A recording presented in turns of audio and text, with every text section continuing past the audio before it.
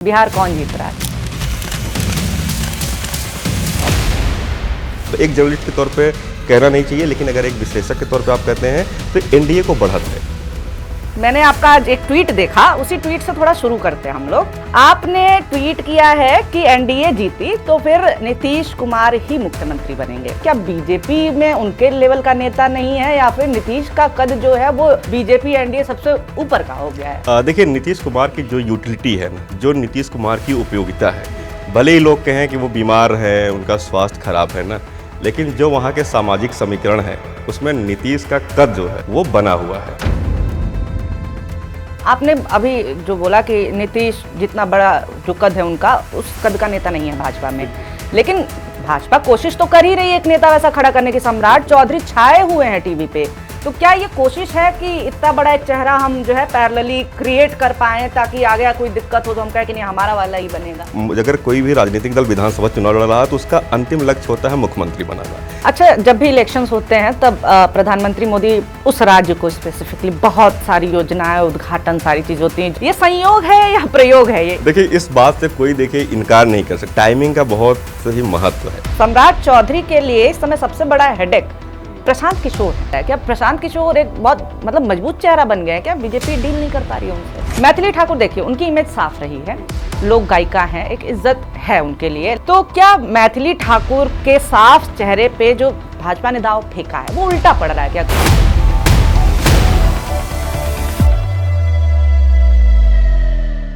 नमस्कार, मेरा नाम है निवेदिता शांडिल्य और आप देख रहे हैं पॉलिटिक्स इनसाइड दी बीजेपी के नए एपिसोड में आपका स्वागत है। हमारे साथ हैं पत्रकार नवनीत मिश्रा जी। जो लोग नए हैं यहाँ पे, उनको अगर परिचय देना हो तो मैं ये कहूँगी कि बीजेपी और सेंट्रल गवर्नमेंट जो बीट है उसके सबसे बड़े पत्रकारों में से एक है।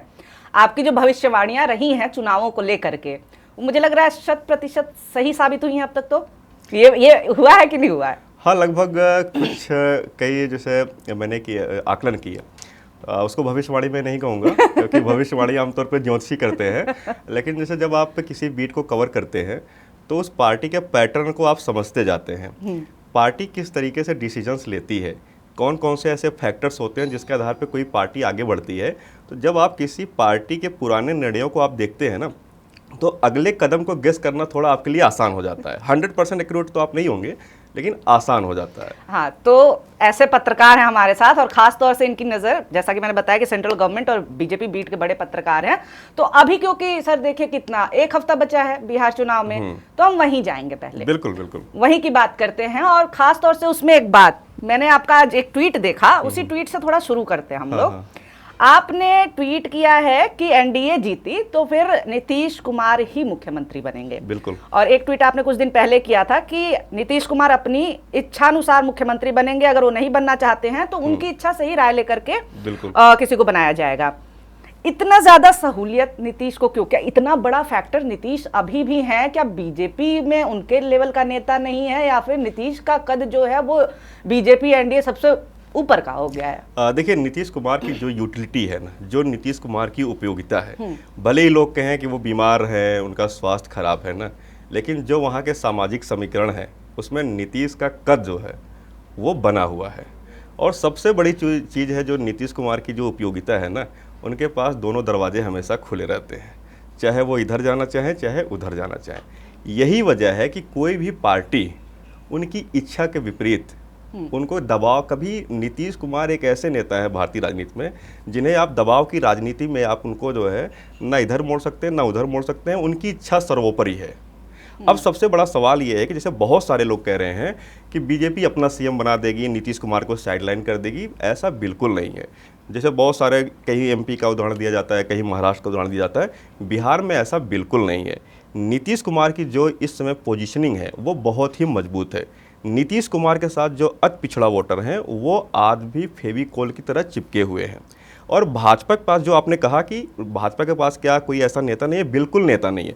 नीतीश कुमार का अगर ये होगा 50% कद का भी कोई नेता हो अति पिछड़ा में, ऐसा भी नेता नहीं है। नीतीश कुमार के कद की बात छोड़ दीजिए, मतलब उनके आधे कद का बराबर का भी कोई बीजेपी के पास कोई नेता नहीं है। तो भाजपा की मजबूरी है बिहार की राजनीति में टिके रहना भाजपा की मजबूरी है और नीतीश कुमार के कंधे पे रह करके भाजपा वहाँ पे राजनीति करेगी। और सबसे बड़ा सवाल ये है कि ठीक है, स्ट्राइक रेट हो सकता है भाजपा का ज़्यादा हो जाए, लेकिन इसके बावजूद जो मेरा आकलन कहता है कि नीतीश कुमार ही सीएम होंगे। उसके पीछे सबसे बड़ी वजह यह है कि अगर आप नीतीश कुमार को सीएम नहीं बनाते हैं तो फिर नीतीश कुमार क्या करेंगे? क्या वो इस स्थिति में है, अपने काडर को कैसे वो रोकेंगे? अगर नीतीश कुमार सीएम नहीं रहेंगे तो उनका काडर तो बगावत कर देगा।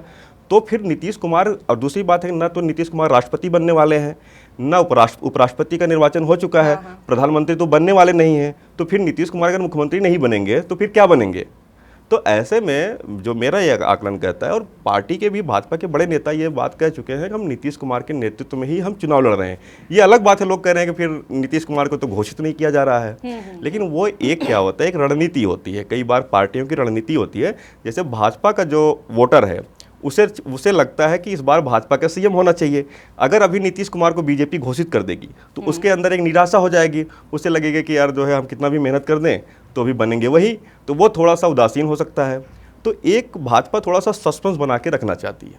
हाँ, भाजपा सस्पेंस जो है, लेकिन आप ये भी तो देखें ना कि भाजपा ही वो पार्टी है जो कि कहती है कि मोदी नहीं तो कौन, चेहरा बताओ। अगर हम नेशनल इलेक्शंस की बात करें तभी नहीं कहते हैं कि ये लोग पीएम पद का क्यों नहीं बता पा रहे, किसको बनाएंगे, राहुल बाबा को बनाएंगे, किसको बनाएंगे। तो भाजपा स्टेट में जाते ही इस तरह से पलटी खा जाती है अपनी ही रणनीति से। लेकिन आप देखिए, चाहे गृहमंत्री अमित शाह का आप बयान देखिए, और इसके बाद जब थोड़ा सा देखिए, जब स्टार्टिंग में एक बयान उनका आया था कि विधायक दल की बैठक के बाद मुख्यमंत्री चयन होगा, ये एक राजनीतिक शब्दावली होती है कि विधायक दल की बैठक होगी तो होगा।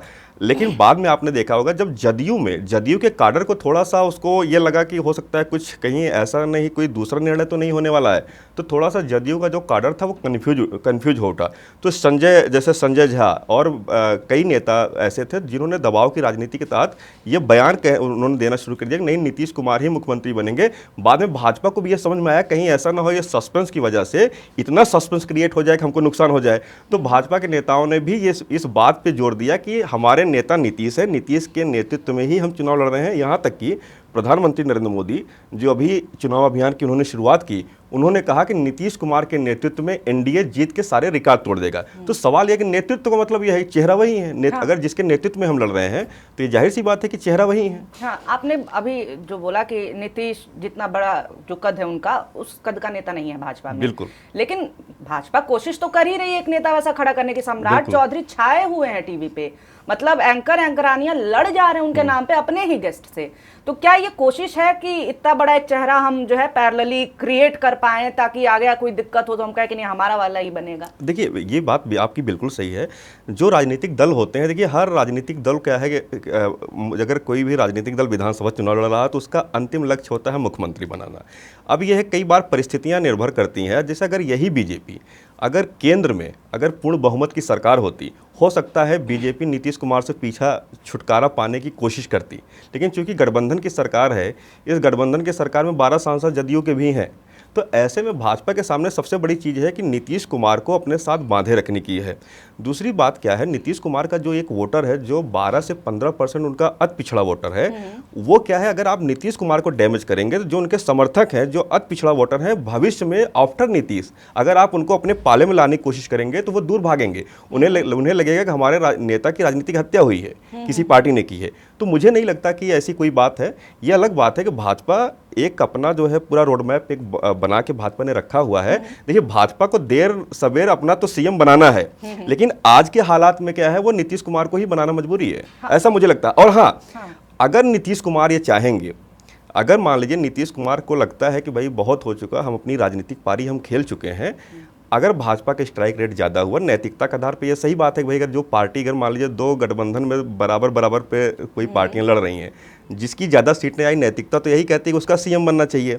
तो ऐसे में नीतीश कुमार को अगर लगता है, जैसे पिछली बार नीतीश कुमार की ईमानदारी का स्वागत होना चाहिए। पिछली बार जब भाजपा को ज़्यादा सीटें आई थी, उन्होंने सीधे कहा था भाजपा से कि आप अपना मुख्यमंत्री बनाइए, हम आपको सपोर्ट करेंगे। लेकिन भाजपा ने उनको बनाया, क्योंकि भाजपा ऐसा नहीं था कोई उपकार किया नीतीश कुमार के, क्योंकि भाजपा को पता था कि दरवाजे खुले हैं दूसरी तरफ जाने के, उनको बांधे रखना है तो उनको सीएम बनाना होगा, उनको खाली हम बैठा नहीं सकते।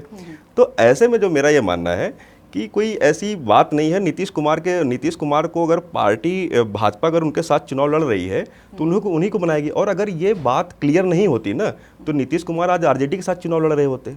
लड़ भी तो सकते हैं, बिल्कुल। वो वही तो नीतीश कुमार का, जैसे पिछली बार भी मुझे याद है जब सरकार बनी थी, भाजपा नीतीश एक साथ आए थे, तो ये हुआ था कि भाजपा जो है कहीं ना कहीं चाहती है कि भाई धीरे धीरे हम जो है अपनी चीजें बढ़ा लें, हमारी सीटें अच्छी आ जाएंगी। कहीं एक धीरे धीरे नीतीश को खत्म करने की भी कोशिश चल रही थी, हालांकि वो कोशिश बहुत सफल नहीं हो पाई, क्योंकि पिछले चुनाव में भी देखा गया, इस चुनाव में भी, कि खुद नीतीश के जो कैंडिडेट्स थे वो भाजपा के प्रचार वाली चीजें लगा करके, मोदी का चेहरा लगा करके वो चुनाव लड़ रहे थे, लेकिन बड़ी पार्टी बनके उभर गए वो सबसे बड़ी। तो क्या इस बार भी ऐसा देखने को मिल सकता है क्या कि एक तरफ कहा जाए कि देश की तबीयत खराब है, उनका असर कम हो रहा है, भाजपा में देखिए भरोसे की कमी तो है नीतीश के लिए, किसी के भी अंदर इस समय नीतीश कि नीतीश सबके हैं इसलिए वो किसी के नहीं है, तो इस चीज का क्या भाजपा फायदा उठा सकती है? क्या इस चीज का नीतीश को नुकसान हो सकता है, उनके वोटर्स को हो सकता है नुकसान ऐसा कि नीतीश के साथ उतने लोग इस बार ना आए? देखिए, ये बात सही है कि कई बार क्या होता है ना कि पिछला जो चुनाव था उसमें चिराग पासवान अलग होकर लड़े थे, तो उसका खामियाजा जदयू को भुगतना पड़ा था। ज़्यादातर जो बागी थे वो चिराग पासवान के सिंबल पे वो लड़ गए थे। उससे जदयू क्या है, जो भाई भाई की भूमिका, पहले बड़े भाई की भूमिका थी, फिर भाई भाई की भूमिका हुई, फिर छोटे भाई की भूमिका में आ गई वो। तो इसमें कोई दो राय नहीं। भाजपा की कोशिश अभी भी है, भाजपा की कोशिश है कि हम ज़्यादा सीटें लाएं और ड्राइविंग सीट पे हम बैठें। ड्राइविंग सीट पे बैठने का मतलब ये नहीं कि मुख्यमंत्री हम बने, लेकिन पॉलिसी जो है, पॉलिसी क्या, सरकार का फ्रेमवर्क क्या होगा, सरकार में चेहरा कौन होगा, वो सब चीज़ें हम तय कर सकें, ताकि ज़्यादा दबाव की राजनीति का हमको सामना न करना पड़े। तो ये भाजपा की कोशिश है। अब जैसे ये होता है कई बार, जो जब गठबंधन होता है तो वो ट्रांसफ़र की बातें होती है ना।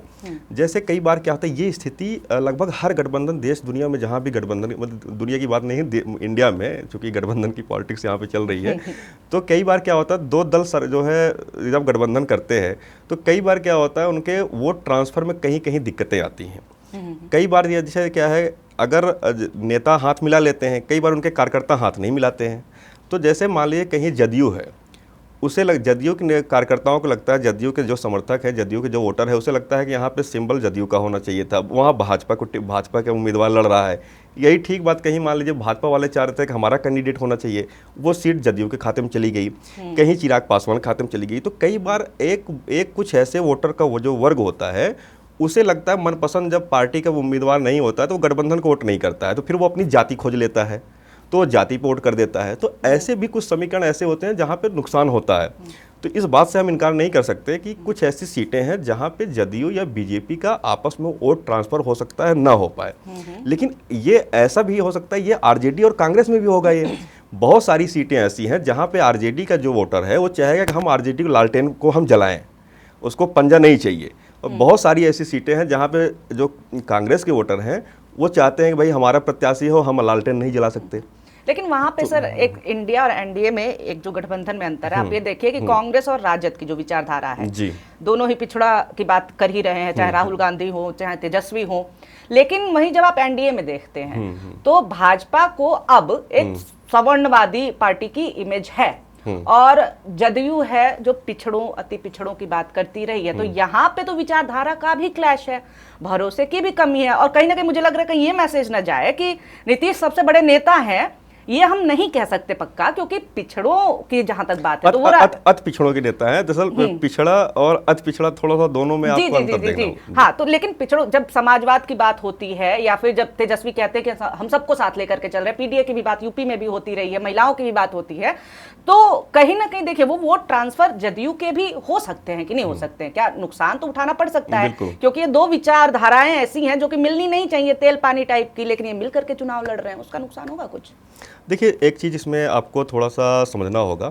जैसे एनडीए में जो है ना, जैसे भाजपा, इसमें कोई दो राय नहीं कि भाजपा की एक समय तक इमेज थी कि वो 4 जातियों की पार्टी मानी जाती थी, जो आज भी भाजपा के कोर वोटर है। लेकिन 2014 से नरेंद्र मोदी के देश की राजनीति में आने के बाद से जो सोशल इंजीनियरिंग उन्होंने की, अति पिछड़ों से दलितों से उन्होंने स्थानीय नेतृत्व पैदा करने की कोशिश की।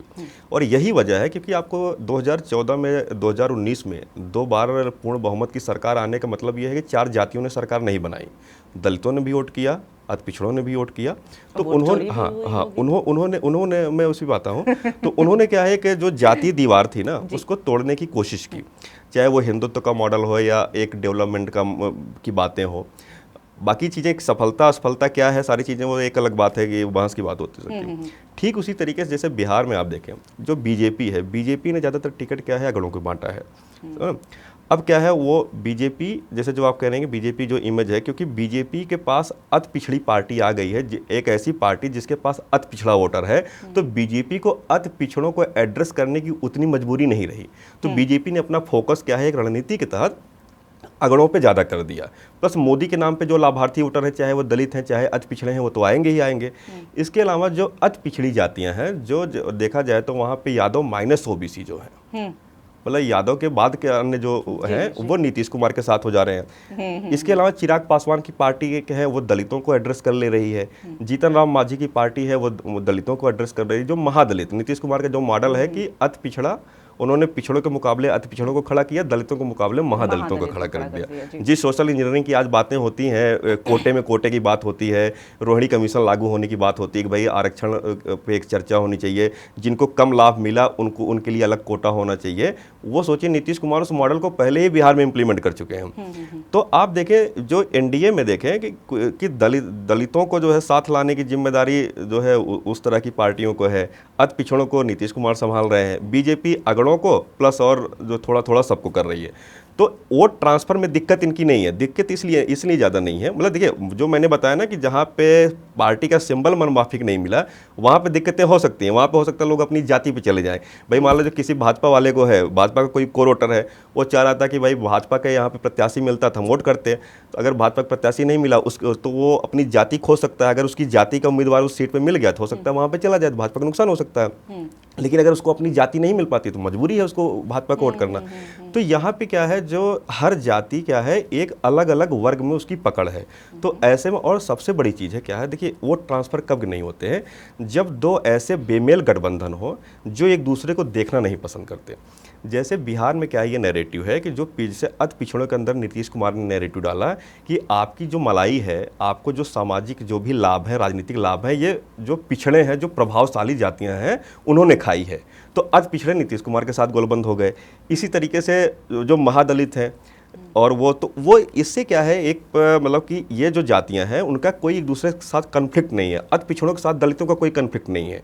और जो अगड़े हैं, अगड़ों के साथ अति पिछड़ों का नहीं है, क्योंकि जो पूरा एक कॉम्बिनेशन तैयार हुआ है, ये जैसे यादव जैसे वहाँ पे MY समीकरण है, MY समीकरण के खिलाफ ये पूरा पोलराइजेशन है।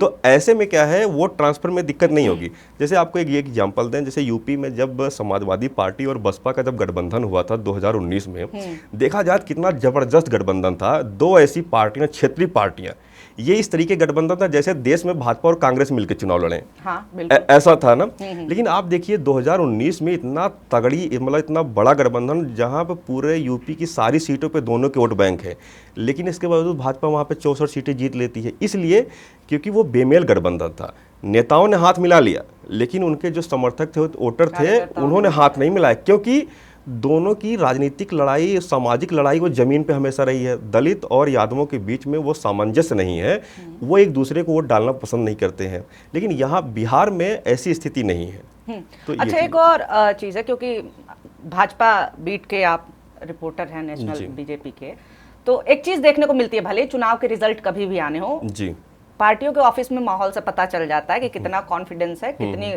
खुशी वाली खबर आने की इन लोगों को मतलब है कि हाँ लगता है आप तो जीत जाएंगे। एक माहौल बन जाता है वोटिंग से पहले।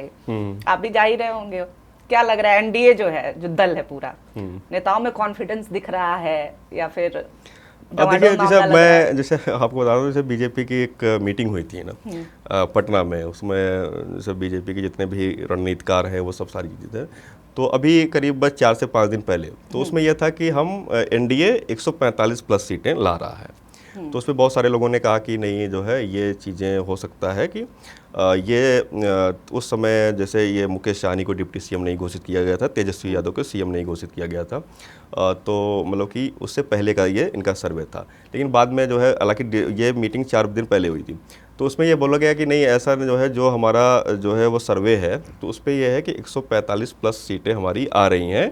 उस पर तेजस्वी का सीएम होने से, क्योंकि तेजस्वी भले ही बाद में वो घोषित हुए सीएम, लेकिन वो पहले से स्वाभाविक दावेदार वो सीएम कैंडिडेट थे, भले ही जो है वो बाद में किया।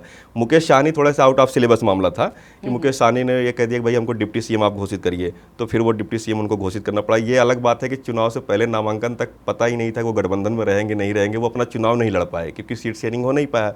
बाद में उनको डिप्टी सीएम का जो है वो चेहरा उनको घोषित कर दिया गया। तो बीजेपी का क्या है, ये मानना है कि 145 प्लस सीटें गठबंधन का वहाँ पे आ रहा है। अब ये है कि वो नतीजे बताएंगे कि 145 सीटें क्या है। तो देखिए, मेरा ये आकलन कह रहा है, जैसे मेरा ये आकलन कह रहा है कि जो मोमेंटम महागठबंधन को स्टार्टिंग में था, सीट समझौते और अन्य चीज़ों में देरी की वजह से वो मोमेंटम महागठबंधन ने थोड़ा सा गंवा दिया। अच्छा, उसके पीछे रीजन क्या था? देखिए, सबसे बड़ी चीज़ क्या थी कि राहुल गांधी जब वहाँ पे उतरे थे, अपना वोटर अधिकार यात्रा उन्होंने निकाली, तो वहाँ से क्या है, उस समय एक महागठबंधन ने थोड़ा अपना माहौल बनाया, तमाम ऐसे मुद्दे उछाले गए, सारी चीज़ें वहाँ पे चली। फिर इसके बाद क्या था कि सीट शेयरिंग की बातें आई, दोनों गठबंधनों में लड़ाई तो चल रही थी भाई सीटों को लेकर के समझौते की। और जाहिर सी बात है, ये गलत बात भी नहीं है, अगर कोई राजनीति में है तो हर आदमी अपना शेयर ज़्यादा चाहता है, तो वो आरजेडी भी ज़्यादा चाहेगी, कांग्रेस भी ज़्यादा चाहेगी। आरजेडी के सामने समस्या ये थी कि भाई पिछली बार क्या था, कांग्रेस एकदम बैगेज हो गई थी उनके पास, क्योंकि वो जो 70 सीटों में से केवल 19 सीट कांग्रेस जीत पाई थी। इसकी वजह से स्ट्राइक रेट महागठबंधन का खराब था, तो आरजेडी का कम सीटें दे रही थी। इधर जो है भाजपा में, चूंकि पिछली बार चिराग पासवान अलग होकर लड़े थे, इस बार चिराग पासवान की एंट्री हो गई, उपेंद्र कुशवाहा की जो है वो सब, तो ऐसे में सीटों का जो समीकरण था वो गड़बड़ा गया। खैर बाद में यह तक जदयू और बीजेपी दोनों बराबर सीटों पर लड़े। तो ये जो चीज़ें हैं, तो महागठबंधन में चूंकि सीट समझौता नहीं होगा, पहली बार ऐसा हुआ कि जब नामांकन की जो पहले चरण का नामांकन खत्म हो गया, आधिकारिक लिस्ट ही नहीं जारी हुई।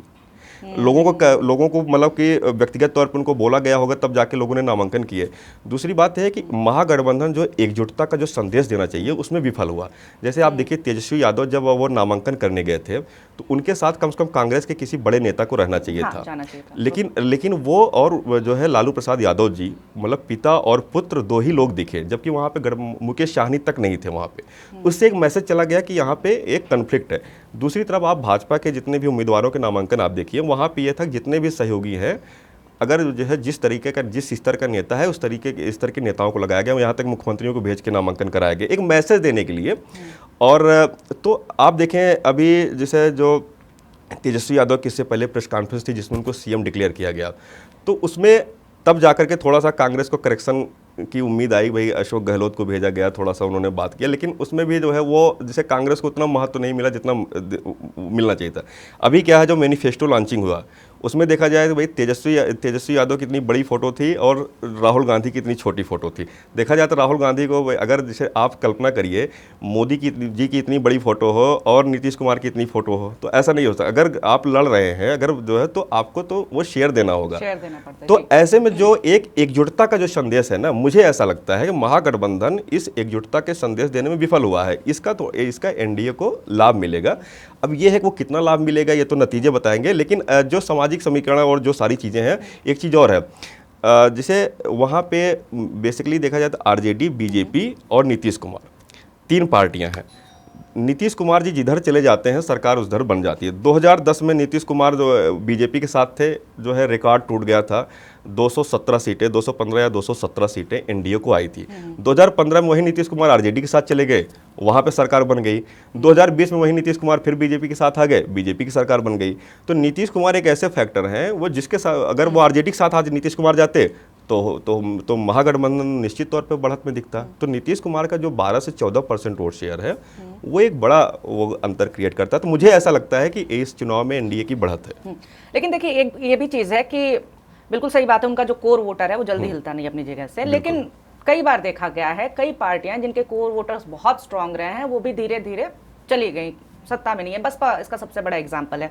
तो अगर ऐसा कुछ होता है कि नीतीश के पास उतनी पावर नहीं रह जाती है, भाजपा को तो एक सेकंड नहीं लगेगा उनको डिस्कार्ड करने में। और ये आपने एकजुटता की बात की, जो कि इंडिया गठबंधन में कमी दिखी, महागठबंधन में, तो वो एकजुटता अगर है तो पब्लिकली इस तरह से डिक्लेयर क्यों नहीं किया जा रहा है कि हमारा मुख्यमंत्री नीतीश होगा? देखिए वही हमने स्टार्टिंग में ये बात कही ना कि एक रणनीति है दरअसल वो संभावनाओं को जिंदा रखने की। जैसे जो भाजपा का वोटर है, कॉन्फिडेंस की कमी नहीं है। नहीं, इसे कॉन्फिडेंस की कमी इसको नहीं कह सकते, इसको ये कहते हैं कि रणनीतिक मामला है। देखिए ये है कि नीतीश कुमार को भी पता है कि देखिए नीतीश कुमार इस शर्त पे तो नीतीश कुमार कन्फ्यूज हो, उनको पता नहीं हो हमारी भूमिका क्या होगी, तो ऐसे में तो वो गठबंधन करेंगे नहीं, इतने कच्चे खिलाड़ी तो है नहीं। नीतीश कुमार को अगर ये पता नहीं होगा कि हम मुख्यमंत्री नहीं बनेंगे तो जाहिर सी बात वो गठबंधन करेंगे नहीं। और अगर मान लीजिए इनकेस नीतीश कुमार नहीं मुख्यमंत्री बन रहे होंगे तो भी नीतीश कुमार ने तय तो कर रखा होगा कि मुख्यमंत्री कौन होगा। तो बिना ये सब चीज़ें तय किए कोई ऐसे ही हवा में गठबंधन नहीं हो जाएगा कि भाई कल जो है जब चुनाव नतीजे आएंगे तब देखेंगे, क्योंकि नीतीश कुमार इतने राजनीति के कच्चे खिलाड़ी नहीं है। वो एक ऐसे इतने सयाने आदमी हैं कि आप देखिए जो है वो मतलब कि अपने जो है सर्वाइवल के लिए कभी इधर कभी उधर केवल अपने को जिंदा रखने की जो उनकी कोशिश है। और ठीक है, लोग भी ये भले सवाल उठा सकते हैं कि भाई नीतीश कुमार एक अवसरवादी हो गए हैं, ऐसे हो गए हैं, लेकिन मेरा ये मानना है नीतीश कुमार की चूंकि एक ऐसे सीएम हैं इस देश के जो कि कभी बहुमत की सरकार में नहीं रहे लेकिन हमेशा वो मुख्यमंत्री रहते हैं, क्योंकि वो 12 से 15% वोट ले करके उन्होंने एक अपनी हैसियत ऐसी बनाई है, वो आलू की तरह इधर भी फिट हो जाते हैं एक मतलब और इधर भी फिट हो जाते हैं।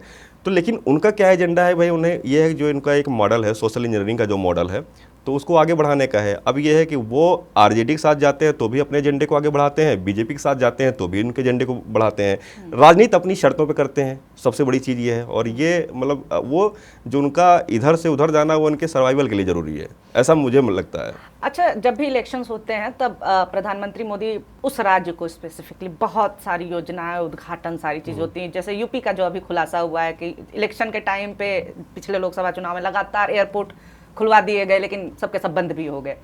और एर्थ पे कमीशन की जो बात हो रही है, बिहार का चुनाव है बिल्कुल सर पे, ये संयोग है या प्रयोग है, ये इसी समय इस तरह से योजनाएं लाना और एर्थ पे कमीशन का आ जाना? इसको मुझे लगता है संयोग भी है प्रयोग भी है।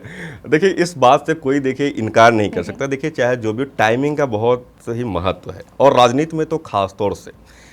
चूँकि आपको याद होगा जब दिल्ली चुनाव था, फरवरी में मेरे ख्याल से था, तो जनवरी में कैबिनेट ने 8वें वेतनमान की घोषणा की कि सरकार जो है इस पे जो है 8वें वेतनमान को लागू करेगी।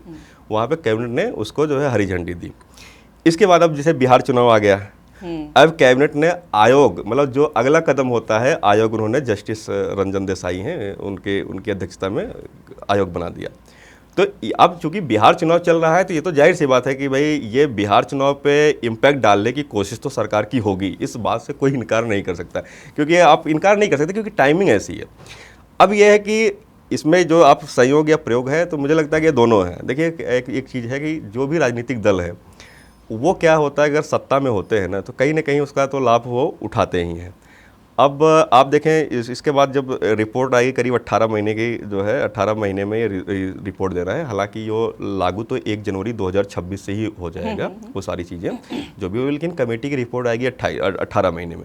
तब तक 2027 में भी बड़े चुनाव आ जाएंगे, चाहे आप देखिए यूपी हो गया, उत्तराखंड हो गया, 5 राज्यों का चुनाव 2027 में हो गया। तो जब तक रिपोर्ट आएगी तब तक एक माहौल बना रहेगा।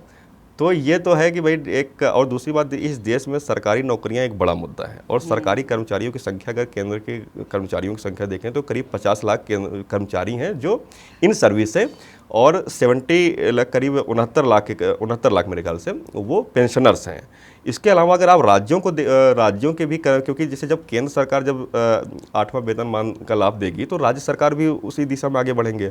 तो अगर केंद्र और राज्य के कर्मचारियों और पेंशनर को देखा जाए तो ये 4 से 5 करोड़ का आंकड़ा मेरे ख्याल से, 2-2.5 करोड़ तो कम से कम कर्मचारी होंगे केंद्र राज्य के, और आप उतने पेंशनर्स आप देख लीजिए, तो एक बड़ी आबादी है। और 2027 में ये मान लीजिए पूरी तरीके से जब लागू होगा तब तक 2029 में लोकसभा का चुनाव भी हो जाएगा। तो देखा जाए कि इसकी टाइमिंग एक ऐसी है तो जरूर चुनाव को प्रभावित तो कर सकती है। अब लेकिन अब इसमें एक सबसे बड़ी चीज़ है, जैसे बहुत सारे लोग ये सवाल उठाते हैं कि नहीं भाई आचार संहिता का ये उल्लंघन है या नहीं है। अब देखिए इसमें तकनीकी रूप से अगर देखा जाए तो आचार संहिता का उल्लंघन इसलिए नहीं है क्योंकि ये जो डिसीजन जो होना था ये चुनाव से पहले हो चुका था।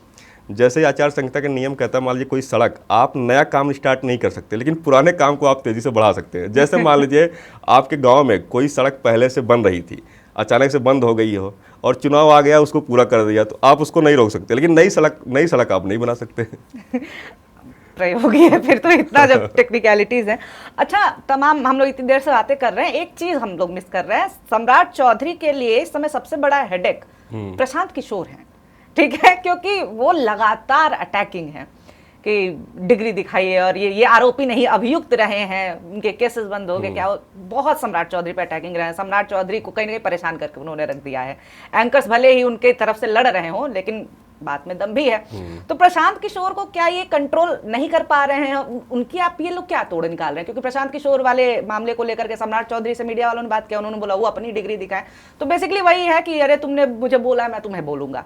इससे ज्यादा कुछ हो नहीं पा रहा है। क्या प्रशांत किशोर एक बहुत मतलब मजबूत चेहरा बन गए हैं? क्या बीजेपी डील नहीं कर पा रही है उनसे? देखिए, प्रशांत किशोर, जाहिर सी बात है कि एक आदमी जिसके पास पैसा भी हो, जिसके पास पावर भी हो, इतने राज्यों के मुख्यमंत्रियों से जिसके संबंध हो, तो वो अपना एक रोड मैप बना करके वो उतरे हैं। और राजनीति में आप किसी को चुनाव लड़ने से नहीं रोक सकते। और सबसे बड़ी चीज़ इसमें एक मज़ेदार बात यह है कि भाजपा ने क्या है, जो एक तो दूसरी कतार के जिन नेताओं को भाजपा ने खड़ा भी किया, तो वैसे भी भाजपा के पास जो है देखा जाए पहले एक सुशील मोदी ही एक नेता हुआ करते थे। इसके बाद भाजपा ने 2-3 नेताओं को आगे बढ़ाया, लेकिन आप देखिए कि इस चुनाव में प्रशांत किशोर ने उनको भी डेंट कर दिया, उनकी इमेज को डेंट कर दिया। देखा जाए तो भाजपा के जो नेताओं में कौन नेता हैं, दिलीप जायसवाल आप देख लीजिए, सम्राट चौधरी है, मंगल पांडे हैं, ये 2-3-4 नेता हैं जो दिखते हैं थोड़ा सा, जिनको मीडिया में थोड़ा सा आते हैं, जनता भी जिनको थोड़ा सा जानती पहचानती है। लेकिन प्रशांत किशोर ने टारगेट उनको कर दिया। तो भाजपा की जो सेकेंड लाइन जनरेशन वहाँ पे जो पनपी, तो उसको जो है पनपने से पहले जो है प्रशांत किशोर ने डेंट करने की कोशिश की। तो एक देखा जाए तो भाजपा मतलब इमेज को लेकर के, अब ठीक है उनका राजनीतिक औकात क्या है, राजनीतिक उनकी जनता में क्या अपील है, वो तो चुनाव के बाद पता चलेगा। लेकिन जो इमेज है ना, उस चीज़ को प्रशांत किशोर ने डेंट पहुँचे। अब रही बात प्रशांत किशोर को नियंत्रित करने की, तो सवाल है कि भाई लोकतंत्र है, आप किसी को नियंत्रित कैसे कर सकते हो? अब ये अलग बात है, मुंहतोड़ जवाब। हाँ, नहीं, दूसरी बात यह है कि देखिए प्रशांत किशोर अब यह है कि अब नतीजे जो बताएंगे कि भाई वो क्या है, एनडीए को वो नुकसान पहुंचा रहे थे, या महागठबंधन को नुकसान पहुंचा रहे हैं, या किसी को नुकसान नहीं पहुंचा रहे हैं, या तो खुद जो है वो अस्तित्व का जो है अस्तित्व अपना तलाशने की कोशिश, वो अस्तित्व के जद्दोजहद में ही वो उलझे होंगे। भाजपा एक थ्रेट की तरह उनको देख रही है क्या? देखिए, इसमें कोई दो राय नहीं कि जैसे गृह मंत्री अमित शाह का आपने एक चैनल के कार्यक्रम में वो बोल रहे थे कि भाई हमारे खिलाफ जो भी लड़ रहा है हम हर किसी को थ्रेट के रूप में देखते हैं, हर किसी को चैलेंज के रूप में देखते हैं। तो जाहिर सी बात है कि अगर मान लीजिए, देखिए अभी लड़ाई क्या है, मान लीजिए 2-3 दलों में सिमटी हुई है, कोई नया दल आ रहा है, अगर मान लीजिए आपका वोट काट रहा हो तो आपके लिए चैलेंज तो है ही वो। अब 5 जैसे विधानसभा चुनाव क्या है, 2-2.5 हज़ार वोटों से भी हार जीत होती है। तो अगर मान लीजिए कोई प्रत्याशी, कोई नई पार्टी अगर 2-2.5 हज़ार वोट आपका काट दे, किसी का भी काटे, तो जाहिर सी बात है कि वो तो सीट आप लूज कर सकते हो। हालांकि एक चीज़ इसमें मैं जोड़ना चाहूँगा, जब प्रशांत किशोर 2024 में उन्होंने अपनी पार्टी बनाई थी 2 अक्टूबर को, गांधी जयंती के दिन, एक ही महीने के अंदर बाईपोल 4 सीट मेरे ख्याल से थी, बाईपोल हुए, तो उसमें करीब उनको 9-9.5% वोट मिले। तो लेकिन उस समय क्या है, उन्होंने एक सीट जहाँ से जीतन राम मांझी की बहू लड़ रही थी, वहाँ पे इतने वोट काट दिए कि महागठबंधन का उम्मीदवार हार गया। तो ऐसे में ये अभी हम नहीं कह सकते कि वो एनडीए को डेंट करेंगे या महागठबंधन को डेंट करेंगे। अब सवाल है कि उन्होंने प्रत्याशी किस तरीके के उतारे हैं। जैसे जहाँ पे एमवाई समीकरण के प्रत्याशी उतारे होंगे, वहाँ वो महागठबंधन को डेंट करेंगे। जहाँ पे जिन सीटों पे क्या है बीजेपी, जैसे बीजेपी का वोट काटने वाले प्रत्याशी होंगे, बीजेपी के कोर वोटर्स को जहाँ पे उन्होंने मौका दिया होगा, वहाँ पे बीजेपी को डेंट पहुँच सकता है। तो ऐसे में मुझे ऐसा लगता है कि अगर वोट काटेंगे भी तो दोनों पक्षों का काटेंगे। अच्छा, प्रत्याशियों से मुझे एक चीज जो अभी याद आ रही है कि बहुत चमकते दमकते प्रत्याशी भी उतारे गए हैं, स्टार स्टडेड ये इलेक्शन है, चाहे खेसारी लाल यादव हो, चाहे भाजपा की तरफ से आई हूँ मैथिली ठाकुर। मैथिली ठाकुर देखिए उनकी इमेज साफ रही है, लोग गायिका हैं, एक इज्जत है उनके लिए, लेकिन जब से वो इलेक्शन में उतरी हैं लगातार विवादों में है वो, चाहे बयान भी उनके रहे हो, चाहे पाग वाली बात हो। तो क्या मैथिली ठाकुर के साफ चेहरे पे जो भाजपा ने दाव फेंका है वो उल्टा पड़ रहा है क्या? क्योंकि लगातार मैं देख रही हूँ नेगेटिव न्यूज की वजह से ही न्यूज में है वो। देखिए, ये जैसे मेरा एक पर्सनली मानना है ना कि जैसे ठीक है, एक कई बार पार्टियां क्या है ना, एक मैसेजिंग देना चाहती हैं कि भाई हमने यूथ को मौका दिया। जैसे प्रधानमंत्री नरेंद्र मोदी का कहना है कि भाई हम 1 लाख ऐसे युवाओं को राजनीति में लाना चाहते हैं जिनका कोई बैकग्राउंड नहीं है। तो ऐसे में क्या है, पार्टी सोचती है कुछ ऐसे चेहरे को उतारे जिससे एक मैसेजिंग जाए, जिसको लोग सब जानते हैं, उसको टिकट मिलेगा, लोगों को देखेंगे कि इसका कोई बैकग्राउंड नहीं था, मिल गया। लेकिन मेरा ये मानना है कि मेरा ये पर्सनली मानना है कि मैं ये नहीं कह रहा हूँ कि मैथिली ठाकुर को टिकट मिलना चाहिए था, नहीं मिलना चाहिए था। मेरा ये मानना है कि किसी भी व्यक्ति को जो है टिकट तभी मिलना चाहिए, चाहे वो किसी भी पार्टी को हो, कम से कम उसका 5 साल का सार्वजनिक जीवन ऐसा हो, वो जनता के बीच में बिताया हो। बिल्कुल। देखिए, इसमें कोई दो राय नहीं कि मैथिली ठाकुर बहुत अच्छा वो उन्होंने लोक गायन को एक कम उम्र में लोक गायन को उन्होंने बढ़ावा दिया, और एक बहुत अच्छी उनकी आवाज़ है। एक मतलब जो लोक गायन देश से एक विलुप्त हो रहा है, उसको एक नई बच्ची आकर के इतना आगे बढ़ाती है। उनकी लोकप्रियता भी है, पूरे देश में लोग उनको जो पहचानते हैं। लेकिन मेरा मानना है कि टिकट सिर्फ कोई अच्छा गाता है, कोई अच्छा अभिनय करता है, कोई जो है और कोई ऐसा कलाकार है, सिर्फ यही नहीं होना चाहिए। सवाल यह है कि ये भी देखा जाना चाहिए कि क्या आपका जनता से कोई कनेक्ट है, क्या आपका सामाजिक, ठीक है बहुत सारे लोग ऐसे होते हैं जो सिंगर होते हैं, कलाकार होते हैं, लेकिन जनता के बीच में भी वो रहते हैं, सोशल वर्क करते हैं, तो ऐसे में उनको जो है टिकट मतलब मिलना चाहिए। लेकिन मुझे लगता है कि थोड़ा सा मैथिली ठाकुर, ठीक है एक सेलिब्रिटी के तौर पर उनको टिकट मिल गया, लेकिन बहुत जल्दबाजी में उनको दिया गया, और यही वजह है कि भाजपा के भी बहुत सारे लोग ऐसे हैं, वो इस चीज़ को बर्दाश्त नहीं कर पा रहे हैं। उन्हें ये लगता है कि कम से कम एक ऐसे व्यक्ति को मिलना चाहिए था कि जो थोड़ा सा कम स्टार प्रचारक जिनको होना चाहिए उनको आपने हाँ स्टार प्रचारक जिनको होना चाहिए था। हमारे कहने मतलब भाई कोई अच्छा गाता है तो यही पर्याय नहीं होना चाहिए टिकट का। अब लेकिन सवाल उठता है कि जैसे फिर एक दूसरी थ्योरी सामने आ रही है कि भाई बहुत सारे ऐसे लोग हैं जिनमें हत्या, रेप, बलात्कार और ऐसे तमाम केसेज हैं, तो सवाल है कि उस पर तो उतना हल्ला नहीं मच रहा है। एक जो है लड़की टिकट पा गई जो अच्छा गाती है, तो उस पर क्यों हल्ला मच रहा है? तो एक बड़े डिबेट का विषय है। लेकिन मेरा ये मानना है कि राजनीतिक दलों को थोड़ा सा ऐसे मामले में अपना कुछ ना कुछ तो सावधानियां बरतनी चाहिए। सिर्फ कोई लोकप्रिय है यही पैमाना नहीं होना चाहिए, जनता से उसका क्या वो है। अब सवाल यह है कि देखिए कंट्रोवर्सी की क्या होता है कि देखिए बहुत सारे लोग ऐसे होते हैं जो वहाँ पे टिकट के दावेदार रहे होंगे। मैथिली ठाकुर के आने के बाद से जिनके टिकट जो है पे कैंची चल गई, तो जाहिर सी बात है वो बहुत सारे कंट्रोवर्सी को वो करेंगे और उस चीज़ को बढ़ावा देंगे। अब ये है कि पब्लिक में क्या अपील है, पब्लिक इस चीज़ को किस तरीके से लेती है, वो तो नतीजे के दिन पता चलेगा। अच्छा, वोट चोरी जो है मामला, वोट चोरी एक्सपोजे के बाद ये पहला चुनाव है, तो एक लगा था कि यहाँ पे मुद्दा बहुत बड़ा बनेगा। क्या उस तरह का वोट चोरी मुद्दा बन पा रहा है? क्या कहीं हेडेक है? देखिए मैं आपको एक बहुत रोचक बात बताऊं। भाजपा के जो है एक भाजपा की मीटिंग हुई थी, उसमें जैसे इस वोट चोरी को लेकर के उसमें डिस्कस हुआ, तो भाजपा के जो बिहार की राजनीति से जो जुड़े नेता थे, तो उनका ये कहना था कि राहुल गांधी ने वोट चोरी के मुद्दे को उठा करके हमको बहुत राहत दिया, खासतौर से हमारी सरकार को, स्टेट जो मतलब नीतीश कुमार की सरकार को। तो उसके पीछे उन्होंने तर्क दिया कि वोट चोरी का मुद्दा इतना ज़्यादा गूंजा, इससे जो अन्य मुद्दे ऐसे थे जो नीतीश सरकार को असहज कर सकते थे, वो मुद्दे दब गए।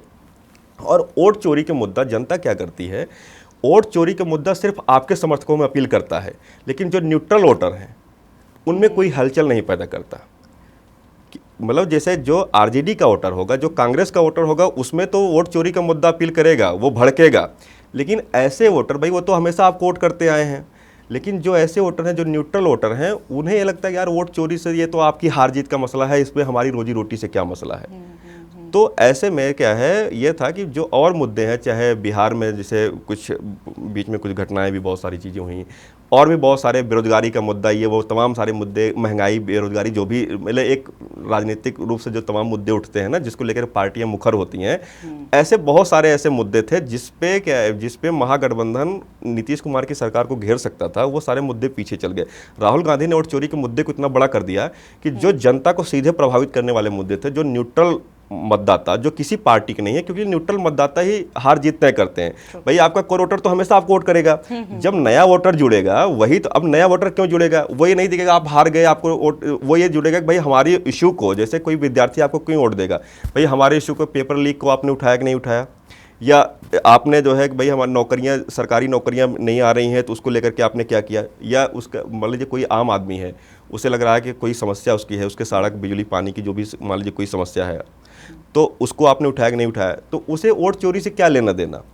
तो ऐसे में क्या है, ये वोट चोरी का मुद्दा इतना बड़ा हो गया, बीजेपी इसमें भी राहत अपना जो है, बीजेपी और जदयू दोनों को कर रहे हैं, चलो ठीक है, एक ही मुद्दे ने सारे मुद्दों को ढक दिया। हाँ, तो अभी क्योंकि बिहार एक ऐसा टॉपिक है, एक ऐसा राज्य है, और स्पेशली जब इलेक्शन हो, कि वो बहुत सारी बातें की जा सकती है, इसलिए अब हम लोग अंत की तरफ बढ़ेंगे। मैं तो सोच रही थी थोड़ा सा रैपिड फायर टाइप का 2-3 क्वेश्चन ले लिया जाता कि आप 1 वर्ड में आंसर करिए। तो पहला मेरा सवाल है कि बिहार का सबसे बड़ा नेता, 1 वर्ड आंसर। बिहार का देखिए सबसे बड़ा नेता तो नीतीश कुमार है। नीतीश कुमार है।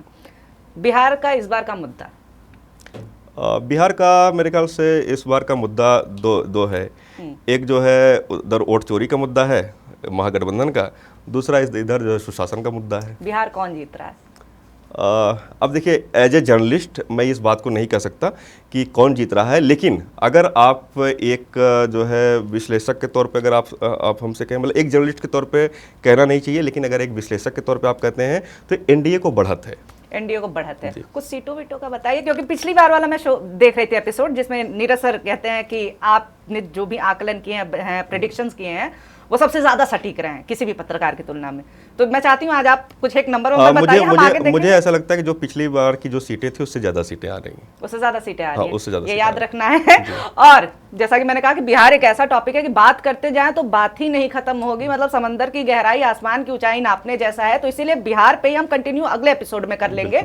और इसके साथ ही मैं आपसे ये कहूंगी कि नवनीत जी से कोई भी आपके सवाल हो, आपको लगता है ये मुद्दा है जिसपे हम लोग बात नहीं कर पाए हैं समय की वजह से, तो आप उन मुद्दों को कमेंट में बता सकते हैं। वो क्वेश्चंस भी हम लोग लास्ट में जैसे और थोड़ा सा मैं दर्शकों से ये कहना चाहूँगा, दरअसल क्या है, जो ये कार्यक्रम है ना, इसमें क्या है, बीजेपी का क्या पक्ष है, मतलब किसी मुद्दे पे बीजेपी किस तरीके से सोच रही है और जो भी राजनीतिक गतिविधियां हैं उसको मतलब बीजेपी किस तरीके से हैंडल कर रही है, मैं दरअसल उसको कन्वे करता हूँ। बिल्कुल, इसीलिए तो इनसाइड द बीजेपी। और क्योंकि सर का जो काम है वो कितना मुश्किल भी होता है, एक बड़ी पार्टी, देश की सबसे बड़ी पार्टी जो है, उनके आप बीट रिपोर्टर है, वहां से खबरें लाना, और खासतौर से क्योंकि जो पार्टी सरकार में है वो तमाम चीजें गुप्त भी रखती है। तो इसीलिए, क्योंकि देखिए मैं पहले भी बता चुकी हूँ शायद जनता को कि मैं भी दिल्ली बीजेपी बीट की रिपोर्टर रही हूँ 5 से 6 साल, ठीक है। तो किसी बीट का रिपोर्टर होने का मतलब उस पार्टी का होना नहीं होता है। तो ये जनता को क्लियर रहे, जो बीट रिपोर्टर और स्पोक्स पर्सन में एक बहुत अंतर होता है, क्योंकि ऐसा होता है आम आदमी कई बार उसको जो है घालमेल कर देता है। ऐसा होता उसे लगता है जैसे क्योंकि मैं बीजेपी कवर करता हूँ, जाहिर सी बात है मैं बीजेपी की इन्फॉर्मेशन दूंगा, लेकिन पब्लिक को ये लगता है कि यार ये तो स्पोक्स पर्सन है। तो बीजेपी के अंदर की खिड़की है हमारे लिए नवनीत जी। तो आपके पास कोई भी सवाल हो आप कमेंट में करिए, जैसे रैपिड फायर आज खेला वैसे रैपिड फायर की तरह लगातार जनता के क्वेश्चंस लिए जाएंगे विद नेम कि किसका सवाल है, क्या क्या मुद्दे आप चाहते हैं जिस पे हम लोग बात करें। और बिहार में ग्राउंड पे हमारी टीम्स हैं, राघव त्रिवेदी भी ग्राउंड पे हैं, नीरज झा भी ग्राउंड पे है, इसीलिए आज मैंने उनकी कुर्सी ले ली है। तो वहां से भी आपको जो है अच्छी अच्छी कहानियां, स्टोरीज, जो मुद्दे हैं, जो न्यूज है, लोगों के दुख, लोगों की परेशानियां, क्या टॉपिक्स हैं, ये सारी चीजें आप तक आती रहेंगी। यहाँ पे स्टूडियो से भी हम अपने एक्सपर्ट्स के साथ बात करते रहेंगे और ऐसे ही वीडियोज आपके सामने आते रहें, देखने को मिलता रहे, बातचीत करते रहें। इसके लिए हमारे चैनल मॉलिटिक्स को सब्सक्राइब करना नहीं भूलना है। वीडियो देखने के लिए बहुत शुक्रिया, बहुत धन्यवाद। मिलते हैं अगले एपिसोड में।